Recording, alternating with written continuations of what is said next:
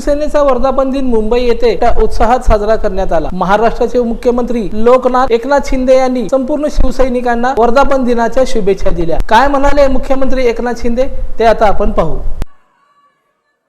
छत्रपती शिवाजी महाराज की जय भवानी, जय भवानी।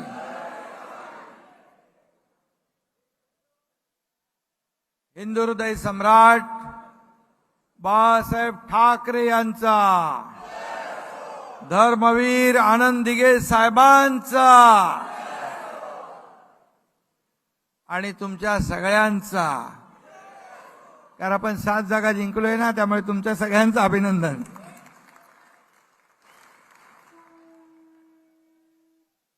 आणि व्यासपीठावर उपस्थित सर्व नेते, रामदासबाई आहेत, गजाभाऊ आहेत, आनंदराव आहेत, सर्व मंत्री, केंद्रीय मंत्री प्रतापराव जाधव, आपलं देखील मनापासून अभिनंदन करतो। 7 खासदारांचं अभिनंदन आणि स्वागत आपण केले।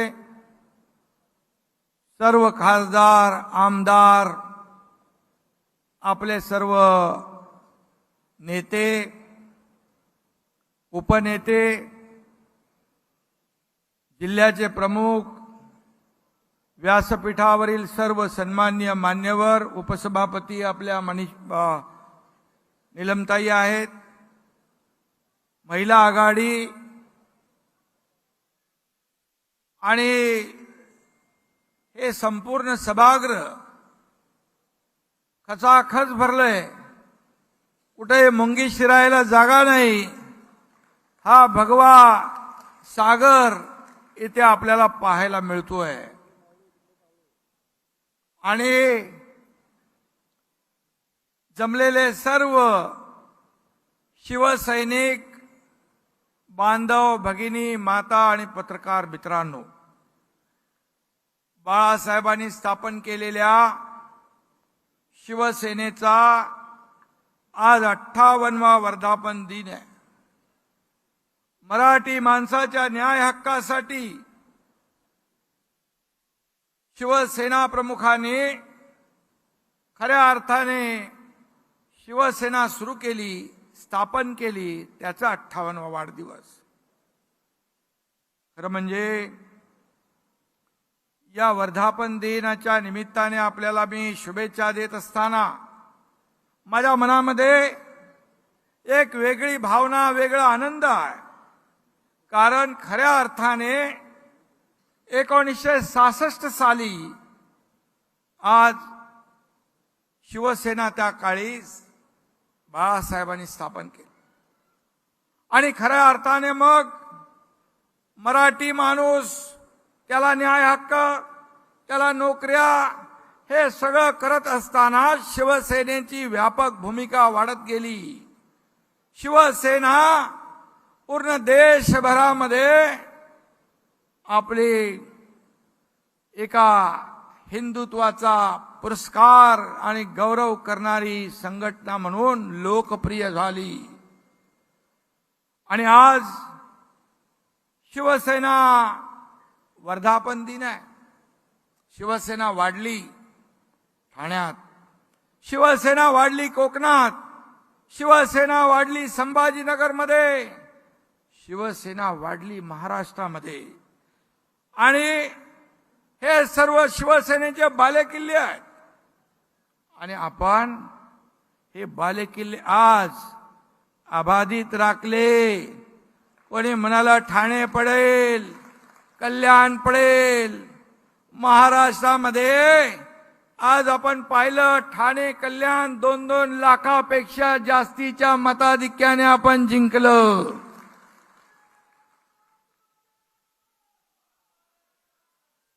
आणि संभाजीनगर जिंकलं। भुमरे इकडे आहेत। कोकणामध्ये एकही जागा उभाटाला मिळू शकली नाही। आणि म्हणून आपण हा विजय घासून पुसून नाही तर ठासून विजय मिळवलेला आहे, ठासून. शिवसेनेचा परंपरागत मतदार आज आपल्या सोबत आहे, धनुष्यबाणासोबत आहे.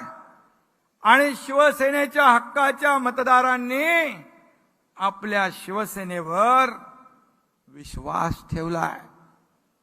आणि म्हणून मी तमाम शिवसैनिकांचं आणि शिवसेनेवर भरभरून प्रेम करणाऱ्या मतदारांचं मनापासून अभिनंदन करतो, मनापासून त्यांना धन्यवाद देतो.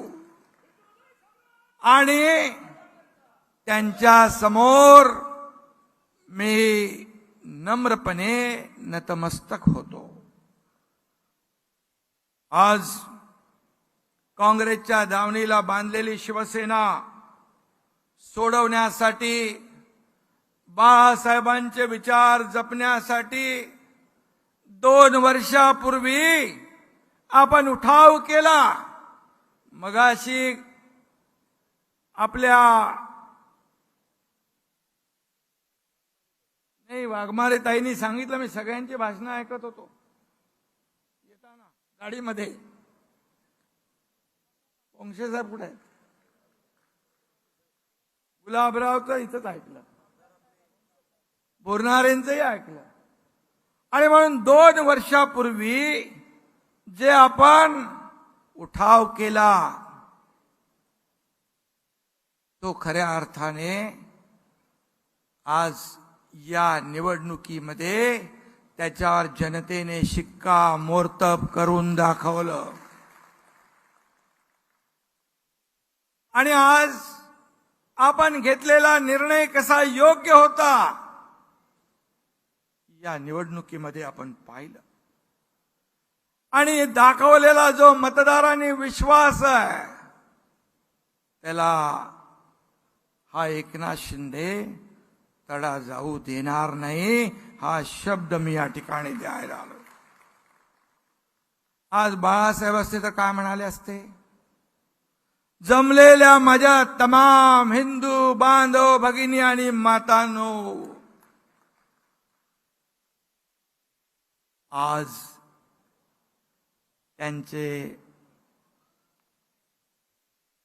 त्यांचा वारसा सांगणारे त्यांना हिंदू म्हणून घेण्याची लाज वाटू लागली आहे. हिंदुत्वाची ॲलर्जी आलेली आहे. शिवतीर्थावर भाषण करताना देखील सगळी इंडिया अलायन्स होती, पण तमाम हिंदू बांधव भगिनी म्हणाले नाही. परंतु आज पण शिवसेनेच्या मेळाव्यामध्ये, वर्धापन दिनामध्ये तमाम हिंदू बांधव भगिनी मातानं बोलण्याचं धाडस त्यांनी केलं नाही.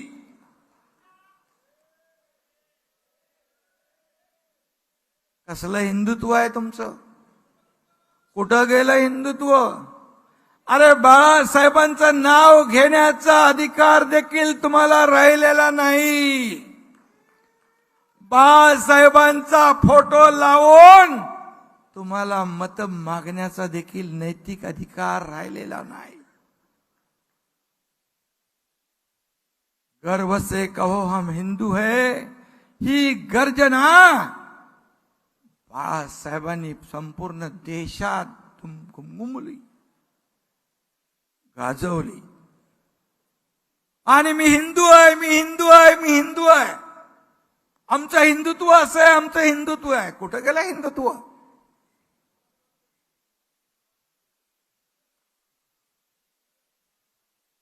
आणि म्हणून धनुष्यबाण पेलण्याची हिम्मत आणि ताकद मनगटात लागते. ते मनगट आपलं शिवसेनेचं आहे. आणि म्हणून धनुष्यबाणाला मतदान लोकांनी केलं.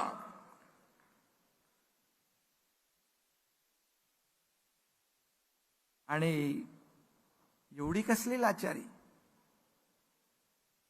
मतांसाठी? बाळासाहेबांच्या विचारांना तुम्ही तिलांजली दिली. बाळासाहेबांचे विचार तुम्ही पायदळी तुडवले. आज आपण लोकसभेच्या 7 जागा जिंकलो.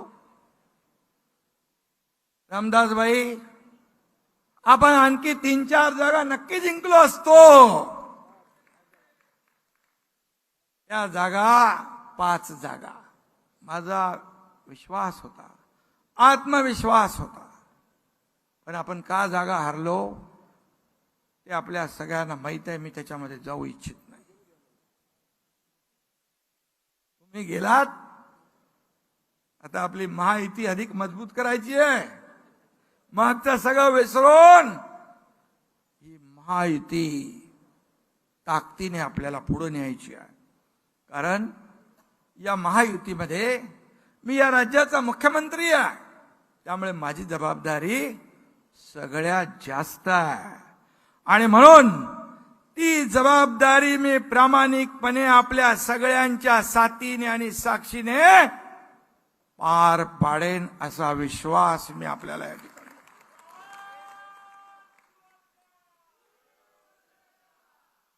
या सर्व वावटळीमध्ये, या एकंदर राजकीय परिस्थितीमध्ये शिवसेनेचा मूळ जो आधार आहे, जो मतदार आहे, तो शिफ्ट झाला नाही. तो दुसरीकडे गेला नाही. तो आपल्याकडे वळला, धनुष्य बाणाकडे वळला. याचं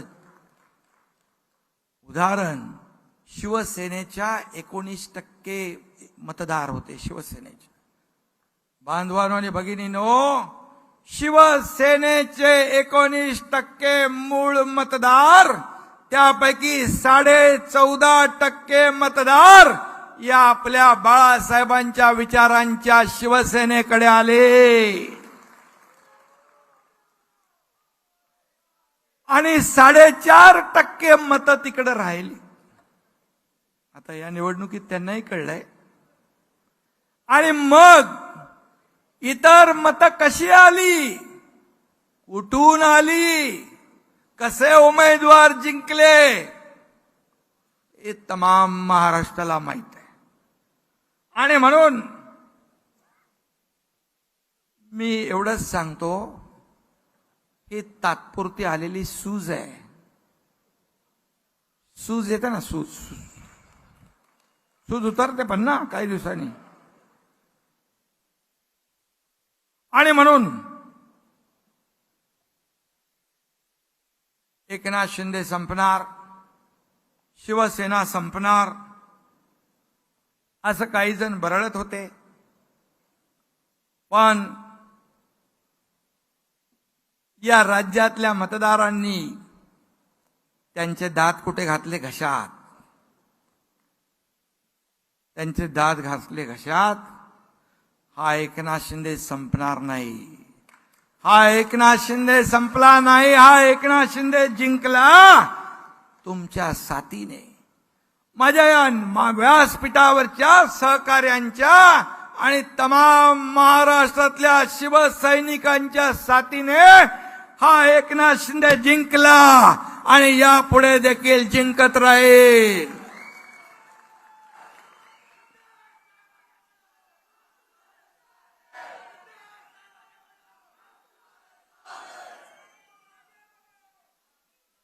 अरे हा एकनाथ शिंदे बाळासाहेबांचा सच्चा कार्यकर्ता आहे. धर्मवीर आनंद दिघे साहेबांचा चेला आहे.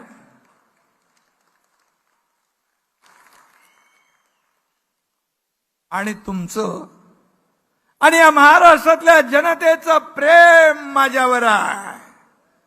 आणि जोपर्यंत हे प्रेम माझ्यासोबत आहे तोपर्यंत एकनाथ शिंदे घाबरणार नाही. एकनाथ शिंदे तर कधीच घाबरला नाही. जे नको नको ते धाडस जे आयुष्यामध्ये या देशात कुणी केलं नाही त्या एकनाथ शिंदेने करून दाखवलंय. त्यामुळे भीती आणि डर हे माझ्या रक्तात नाही, माझ्या शब्दकोशात नाही. राजकीय पंडित काय सांगत होते, 1-2 जागा येतील, ठाणे आजचं जाईल. मरेश मस्के पुढे गेले, ते पण टेन्शन मध्ये होते. अरे ठाणे हा एकनाथ शिंदे आणि दिघे साहेबांचा बालेकिल्ला आहे.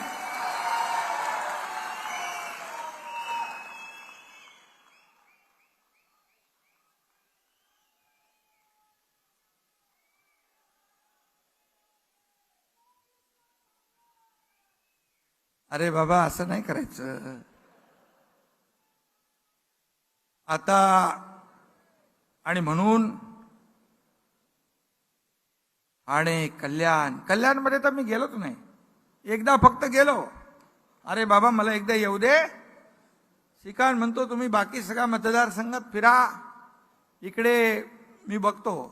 खरं आहे, श्रीकांत शिंदे बद्दल मी एवढंच सांगेन, पहिल्या वेळेस 2014ला तो जेव्हा उभा होता उमेदवार म्हणून त्याला कोणी ओळखतच नव्हतं. स्टेजवर तो फिरत होता ती नियोजन बघायला. राजनाथ सिंग साहेबांची सभा होती, तो पोलीस आयुक्त का डीसीपी होते. ये लड़का, हे पोरगा कोण फिरतोय? मी बोला अरे तो उमेदवार आहे, एकनाथ शिंदे यांचा मुलगा श्रीकांत शिंदे उभा आहे. असं 2014ला त्याचा प्रचार झाला. पण 2014 नंतर 5 वर्षात आणि पुढच्या आणखी 5 वर्षात श्रीकांत शिंदे यांनी त्यांची कामाच्या जोरावर ओळख निर्माण केली.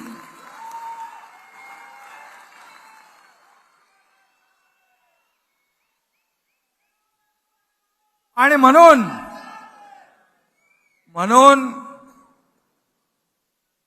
मी तिकडे जास्त वेळ न देता देखील त्यांनी चांगलं मताधिक्य घेतलं. अरे 4 लाखापर्यंत गेला होता, पण एक पेटी आली, त्याचा लीड 1.5 लाखाने खास कमी झाला.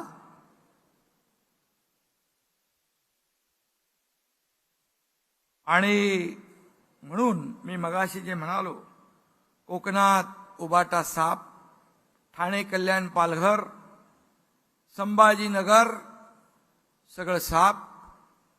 मुंबईतल्या 4 जागा कशामुळे गेल्या हे आता आपल्याला सांगण्याची आवश्यकता नाही. आपण 13 जागा समोरासमोर लढलो उभाटा आणि आपण त्यातल्या 7 जागा जिंकल्या. त्यांचा उभाटाचा स्ट्राईक रेट आहे 42%, आपला स्ट्राईक रेट आहे 47%. त्यांना 13 जागांवर 60 लाख मतं मिळाली, आपल्याला 62 लाख मतं मिळाली. आपल्या 15 उमेदवारांना 74 लाख मतं मिळाली. म्हणजे प्रत्येकाला सरासरी रामदासभाई 4,93,000 मतं. आणि त्यांच्या 21 उमेदवारांना किती मिळाली? आपल्याला 4,93,000, त्यांना 4,50,000. म्हणजे आपण सगळीकडे त्यांच्यापेक्षा सरस कोण आहे? खरी शिवसेना, बाळासाहेबांची शिवसेना, धनुष्यबाणाची शिवसेना आणि तुमच्या सर्वांची शिवसेना सरस ठरली.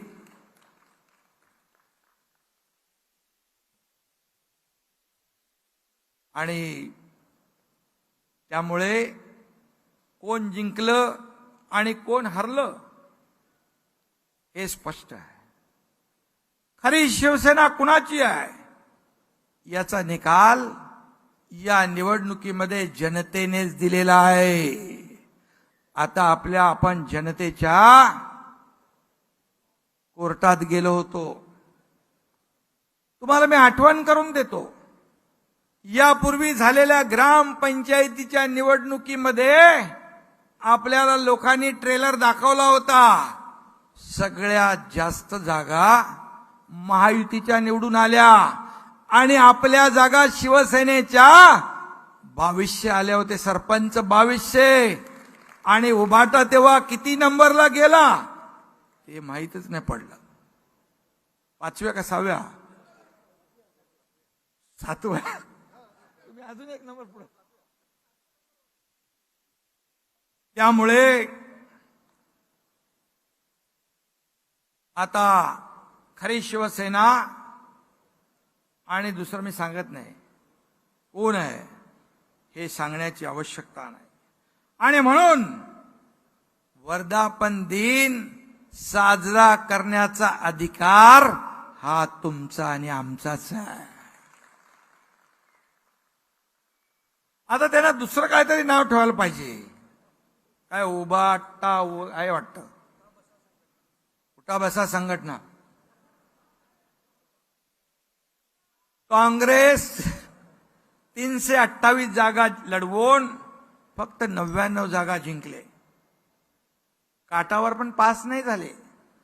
पण एवढा उन्माद, जसं काय देशामध्ये काँग्रेसचं सरकार आलं, इंडिया अलायन्सचं सरकार आलं, इथे 12 जागांवर हरलेली उभाटा जीत का जश्न मना रही है. आता हीच लावायला लागेल ना भाषा. जीत का जश्न मना रही है. गिरे तो भी टांग ऊपर, ही मन लागू होते ना.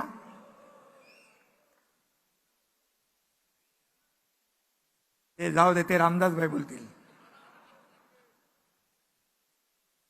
दूधखुळ पोरगही सांगेल, उभाटा काँग्रेसच्या वोट बँकेमुळे जिंकलेली आहे.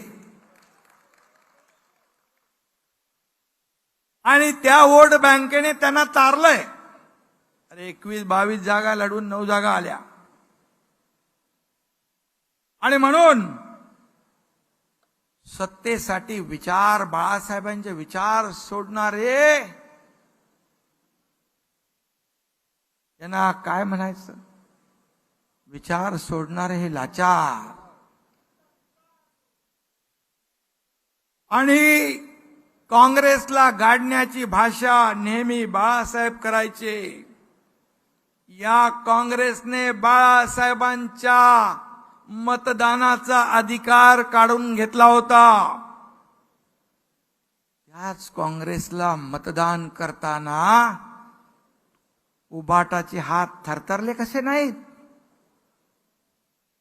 ज्या बाळासाहेबांचा मतदानाचा अधिकार काढून घेतला त्या काँग्रेसला मी मतदान करणार हे अभिमानाने सांगणारे बाळासाहेबांचे विचारांचे वारस कसे होऊ शकतात. आणि म्हणून बाळासाहेबांच्या आत्म्याला किती वेदना होत असतील. आणि म्हणून आणखी काय बोलायचं त्यांच्याबद्दल. दक्षिण मुंबईमध्ये यामिनीताईंचा पराभव झाला. भायखळा, मुंबादेवी या ठिकाणच्या मतदानाची आकडेवारी मी तुम्हाला मुद्दाम इथं सांगतोय. Polling station number 25 Mohammad Umar road, आपल्याला किती मतं मिळाली? 4. त्यांना किती मिळाली? 542. बूथ नंबर 202 मिर्झा गालिब मार्ग, त्यांना मिळाली 797. आपल्याला किती मिळाली? 5. इथल्या 33 पोलिंग स्टेशनवर आपल्याला फक्त 187 मतं, त्यांना 17,816 मतं. मुंबादेवीची हीच परिस्थिती आहे. सिंगल डिजिट मध्ये आपल्याला मतदान आणि त्यांना आपल्याला 241 त्यांना 20,045. आता तुम्हाला कळलं कशाच्या जीवावर ते जिंकले, कुणाच्या मतांवर जिंकले. आणि राहुल शेवाळ्यांचं पण असंच आहे. राहुल शेवाळे 2-3 मतदारसंघात पुढे आले आणि गोवंडी आणि ट्रॉम्बे, धारावी इथं लीड गेला त्यांचा सगळा. ते एवढी अणुशक्तीनगर, मी त्यांना विचारत होतो काय परिस्थिती, बोले काय प्रॉब्लेम नाही, सगळं ठीक आहे. त्यांनाही माहित नव्हतं की काय चाललंय आतून. 1% मत आपल्याला आणि 99% मत त्यांना. हे कसलं आणि कुठलं मतदान, कुठल्याही मतांची टक्केवारी. इथे कुठला मोबाईल फोन लावून ईव्हीएम हॅक केलं होतं त्यांनी, सांगा बरं. 99% मत तुम्हाला.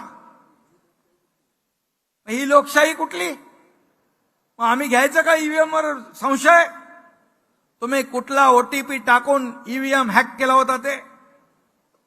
तुम्ही जिंकला म्हणजे ईव्हीएम चांगलं, तुम्ही हरला म्हणजे ईव्हीएम वाईट. अरे ईव्हीएम हॅक करता आला तर वयामिनी त्यानी शेवाळे दोघंही जिंकले असते ना. आपल्या रवींद्र वायकर यांचा विजय त्यांच्या फार जिवारी लागलेला आहे. बघा,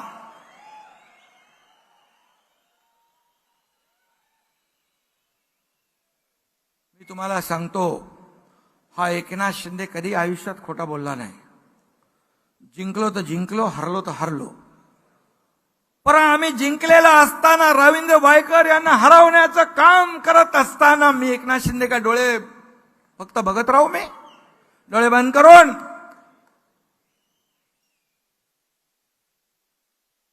मग ते कुठलं मोबाईल, कोणाचा मोबाईल, तिथं मोबाईल बरेच असतात, तिथं फोनवर बोलल्यावर मोबाईलने हॅक केला. अरे जिकडे तुम्ही जिंकले तिकडे चांगली आहे ईव्हीएम. आणि म्हणून जे ईव्हीएमच्या बद्दल अनेक एक्सपर्ट लोकांनी देखील काही मतं मांडली. रवींद्र वायकर यांचा विजय पूर्णपणे जनतेचा विजय, तुमच्या मेहनतीचा विजय, मेरिटवर मिळालेला विजय आहे. कुठेही जा, कधी जा, पण विजय हा जनतेने दिलेला विजय आहे. खऱ्या शिवसेनेचा विजय आहे. नियतीने बघा,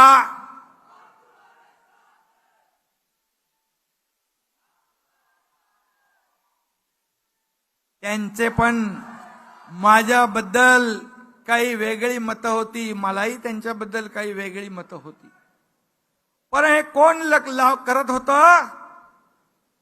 पक्षाचे प्रमुख. कोण? पण त्यांना कळलं की अरे हा माणसाला भेटल्यानंतर कळलं हा माणूस कुठल्या मनाचा आहे. हा सच्चा माणूस आहे. आणि जिथं आपण एवढे वर्ष होतो त्याची कारस्थानं काय काय झाली, कशी कशी आमच्यामध्ये दुही निर्माण केली हे देखील पाहिजे. आणि म्हणून नियती कुणालाही सोडत नाही, कुणालाही माफ करत नाही. उबाठा अतिशय खोटारडा पक्ष आहे. खोट आणि रडा, सतत खोटं बोलायचं आणि सारखं रडत बसायचं. त्याला काय नाव दिलं पाहिजे? अरे ढोंगी नाही, रडणाऱ्याला कुठला ढोंगी, रडेगट दिला पाहिजे. रडेगट, सारखाच रडीचा डाव. अरे त्याचं नाव नका घेऊ. जिंकलो जिंकलो असा ढोल तुम्ही पिटताय, पण कुणाच्या जीवावर हे तुम्हाला आत्माला माहित आहे. आणि म्हणून अरे माझा लिंक तुटेल मधीच तुम्ही शिवसेनेचा मतदार तुमच्या बरोबर राहिलाय का याचा विचार करा. मुंबईमध्ये त्यांच्यापेक्षा 2.25 लाख मतं जास्ती आपल्याला मिळाली आहेत.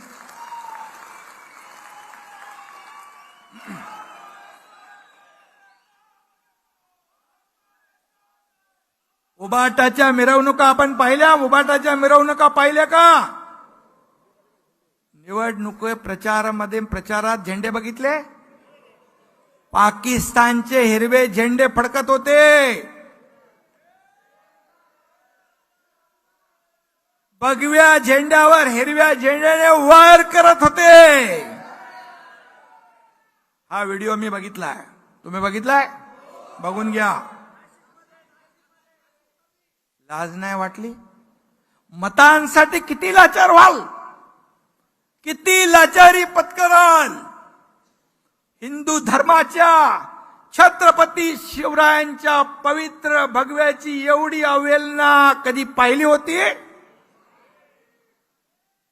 याचं उट्ट तुम्ही विधानसभेत काढणार की नाही? यांची जागा तुम्ही दाखवणार की नाही?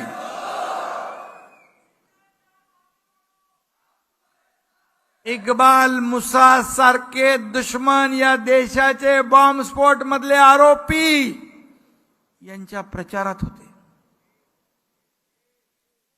त्याची दुसरी खबर काय होती? कोण तो बॉम्बस्फोटातला आरोपी? याकूब मेमन. त्याचं उदात्तीकरण तुम्ही केलं. त्याचे कार्यकर्ते तुमच्या ऑफिसमध्ये फिरत होते.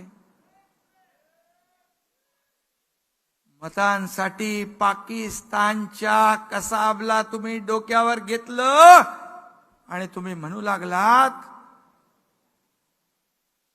काय आपले ते साळसकर, कामटे आणि ओंबळे, करकरे, एक गोळी, कसाबच्या गोळीने ते शहीद झाले की नाही याच्यावर शंका उत्पन्न करता? अरे ज्या ओंबळेंनी कसाबला AK-47 सकट पकडला, अख्ख्या गोळ्या पोटात घेतल्या पण कसाबला सोडलं नाही, त्याच्यावर, या शहीदावर तुम्ही प्रश्नचिन्ह निर्माण करताय.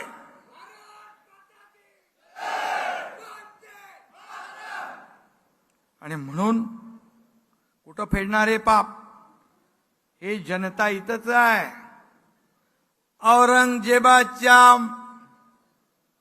औरंगजेबाचे गोडवे गाणाऱ्यांच्या मांडीला मांडी लावून तुम्ही बसताय.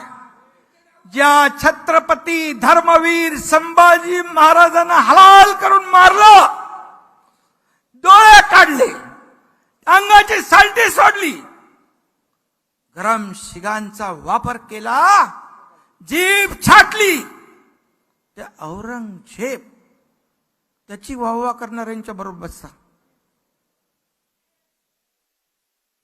लाज वाटत नाही? थोडी जनाची नाही तर मनाची तरी. बाळासाहेबांचा तरी विचार करायचा.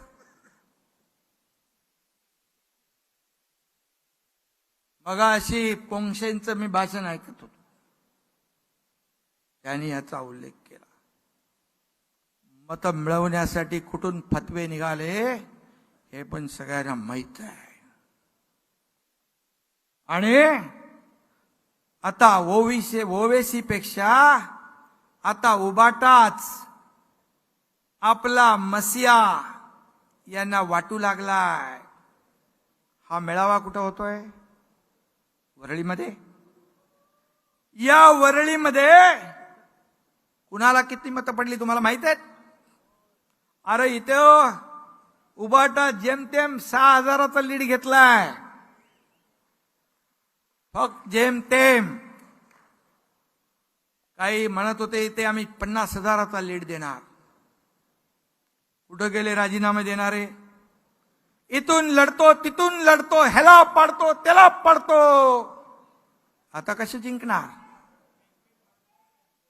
श्रीकांत शिंदे तर सोडा, नरेश म्हस्के म्हणाले मी महापालिकेत उभा राहतो, माझ्या समोर होते, म्हणजे खासदार व्हायच्या आधी.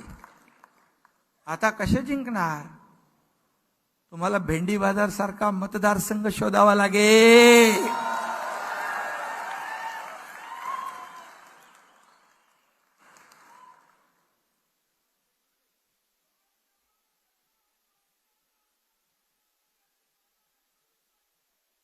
आता ती दाखवा, तुमच्या हातात आहे. मतदारसंघात नाही पत आणि माझं नाव गणपत, अशी अवस्था झाली आहे. आणि त्यामुळे बाळासाहेब म्हणायचे, हिंदूच हिंदूंचे शत्रू ठरतात. यापुढे हे होणार नाही याची काळजी घेणार की नाही आपण? यापुढे असं घडणार नाही याची काळजी घेण्याची आवश्यकता आहे. आणि हे मुंबईला आणि या देशाला देखील न परवडणार आहे. आणि म्हणून वेळी सावध व्हा. अल्पसंख्याक समाजाच्या विरोधामध्ये बाळासाहेब कधीच नव्हते, आम्ही नव्हतो. नाही, रामदासभाईंनी देखील सांगितलं, किती कार्यकर्ते आपल्या अल्पसंख्याक समाजाचे आहेत, पदाधिकारी आहेत, मंत्री आहेत. परंतु बाळासाहेबांचा त्यांना कधी विरोध नव्हता. परंतु बाळासाहेबांचा विरोध होता तुष्टीकरणाला, वोट बँकेच्या घाणेरड्या राजकारणाला त्यांनी कायम विरोध केला. आणि म्हणून देशद्रोही पाकिस्तान धार्जीने इथे इंडिया हारली की पाकिस्तान मध्ये फटाके वाजायचे आणि इथे पाकिस्तान जिंकल्यावर आपल्या इथे फटाके वाजवणाऱ्यांच्या विरोधामध्ये बाळासाहेब होते. देशभक्त मुसलमानांच्या विरुद्ध बाळासाहेब कधीच नव्हते आणि आम्ही पण नाही. परंतु मतांचं घाणेरडं राजकारण कुठल्या थराला जाऊ शकतं हे या निवडणुकीत आपण पाहिलंय. आणि म्हणून वोट बँकेसाठी बाळासाहेबांच्या विचारांचा घोट घेणारे अवला आज आपण पाहिले. उबाटाई चायनीज छत्रीसारखी आहे, तिची काहीच गॅरंटी नाही. आज इधर कल उधर तो परसों और किधर इधर. सत्तेसाठी ते काय पण करू शकतात. आणि म्हणून आज त्यांच्या वर्तमानपत्रात मोदींच्या विरोधामध्ये काय तर लिहिलं, हेडलाईन मी वाचत होतो आणि म्हणाले महाराष्ट्र गद्दार मुक्त करणार. अरे तो तर आम्ही 2 वर्षापूर्वीच केलाय.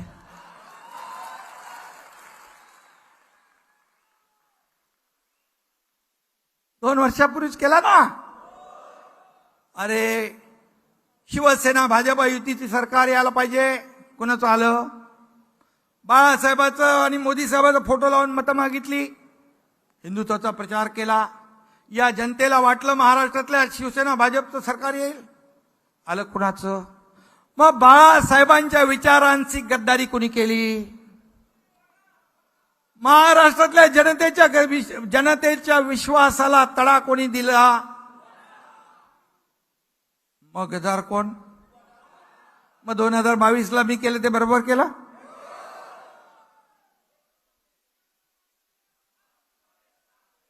आणि या निवडणुकीमध्ये खोटारडेपणाचा कळस केला विरोधकांकडून.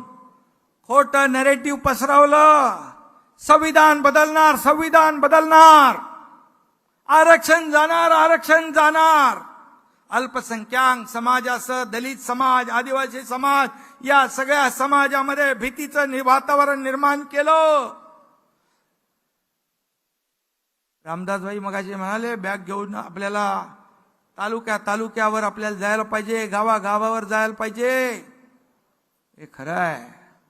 ही जी मंडळी आहे त्यांनी असा खोटा नरेटिव्ह पसरवण्यासाठी गावागावात गेले, सगळ्यांच्या डोक्यात घुसवलं. मोदी आले तर संविधान गेलं, संविधान गेलं तर आरक्षण गेलं.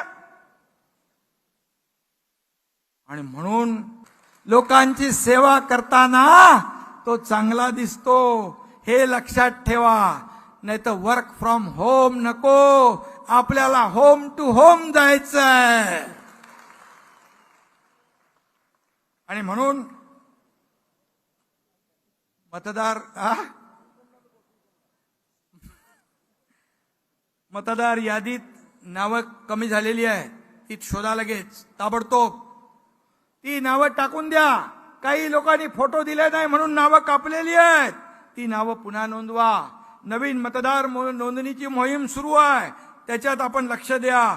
विशिष्ट ठिकाणी मतांचा टक्का वाढतोय, पण आपल्या मतांचा टक्का कमी का होतोय याचा देखील विचार आपण करा आणि हा धोका लक्षात घेऊन आपला मतांचा टक्का वाढवा. आपण बेसावध राहिलो, आपण जिंकणारच आहोत या भ्रमामध्ये राहिलो, पण ही चूक पुन्हा करता कामा नये.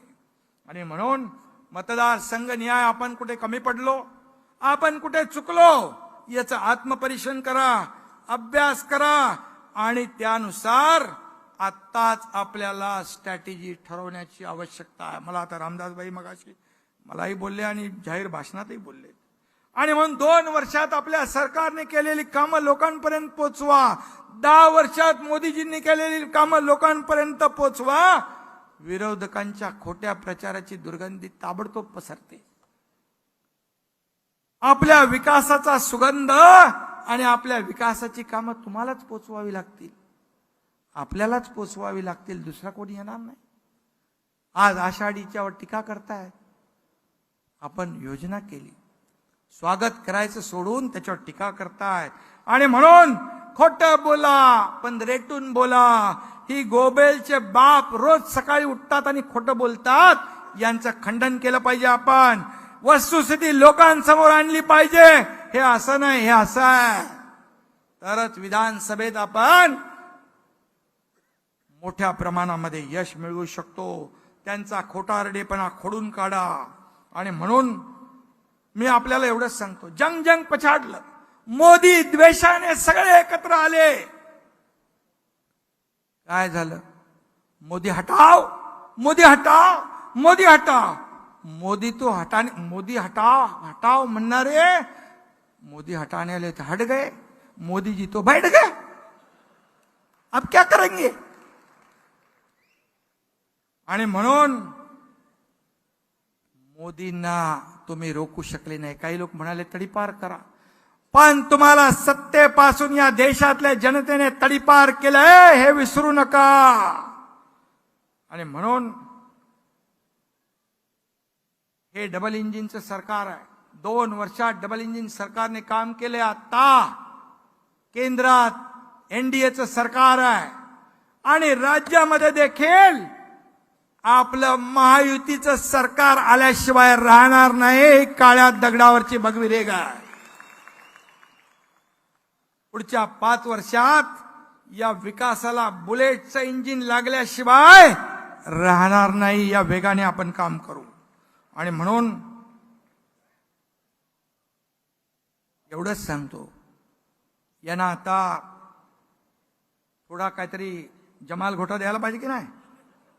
यांची सूज जी आहे, सूज आलेली जनता उतरवेल की नाही. आणि म्हणून यांना हिंदुत्वाचा झेंडू बाम आहे ना, तो लावायची वेळ आलेली आहे. झेंडू बाम माहित आहे ना, त्यासाठी आपल्याला प्रचंड मेहनत करायची आहे. त्यासाठी आपल्याला आज निर्धार करायचा आहे. आपला निर्धार आहे शिवसेना मजबूत करण्याचा. आपला निर्धार आहे शिवसेनेचा विचार जपण्याचा, बाळासाहेबांचे विचार जपण्याचा, हिंदुत्वाची शान राखण्याचा. आणि आपला निर्धार आहे राज्याच्या प्रगतीचा आणि समृद्धीचा. आणि आपला निर्धार आहे विरोधकांना चारी मुंड्या चित करण्याचा. आणि आपला निर्धार आहे या विधान भवनावर पुन्हा एकदा महायुतीचा भगवा झेंडा फडकवण्याचा. आणि म्हणून आगामी निवडणुकांमध्ये विजय मिळवल्याशिवाय स्वस्थ बसणार नाही, अशी शपथ आज आपण घेऊया. घेणार? सगळ्यांनी शपथ घ्या. या विजयासाठी आजपासून आपण कामाला लागूया. आता आपला एकच नारा, ग्राम सभा ते विधानसभा.